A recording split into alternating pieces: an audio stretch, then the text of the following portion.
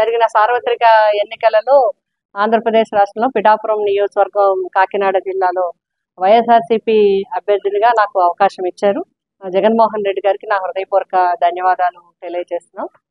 మరి కార్యకర్తలు కానీ, నాయకులు కానీ, గ్రామ గ్రామాన, వార్డు వార్డున, అదేవిధంగా వైఎస్ఆర్సీపీ అభిమానులు కానీ, నన్ను ప్రోత్సహించేవారు కానీ, నన్ను అభిమానించేవారు కానీ, ఒక ఆడపడుచుగా నా వెన్నంటి ఉండి నాకు మరి ఇన్ని ఓట్లు రావడానికి ప్రజల నుంచి నాకు చాలా సపోర్ట్ చేశారు.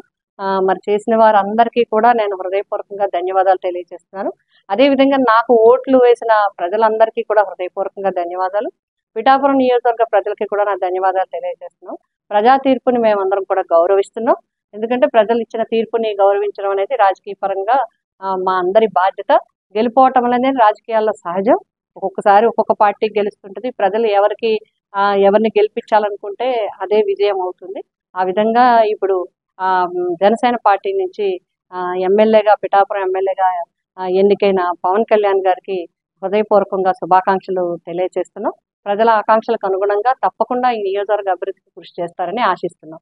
మరి మా పార్టీ పరంగా కూడా నాయకులు, కార్యకర్తలు, పెద్దలు అందరూ కలిసి, అభిమానులు అందరూ ఈరోజు ప్రజాప్రతినిధులు అందరూ కూడా మాట్లాడుకోవడం జరిగింది. ఇప్పుడు ప్రతిపక్షంగా మా బాధ్యత కార్యకర్తలందరికీ కూడా ఎప్పటికప్పుడు వారిని అండగా ఉండటము, అదేవిధంగా ప్రజలకి ఏమైనా అవసరం ఉంటే, మా అవసరం ఉంటే వారికి అందుబాటులో ఉండటం అనేది మా ప్రధానమైన బాధ్యత. ఆ విధంగా మేము ఎప్పుడూ కూడా మా ప్రతిపక్ష బాధ్యతను పోషిస్తూ రాజకీయ నాయకులుగా ఎప్పుడూ ప్రజలకి అందుబాటులో ఉండే విధంగా ఉండటం అనేది మేమందరం కూడా మాట్లాడుకోవడం జరిగింది. రాబోయే భవిష్యత్తు కార్యక్రమాలు, పరిస్థితులు, అక్కడ ఉండే కార్యక్రమాలు బట్టి మేము నిర్ణయించుకుని ముందుకు వెళ్ళటం జరుగుతుంది.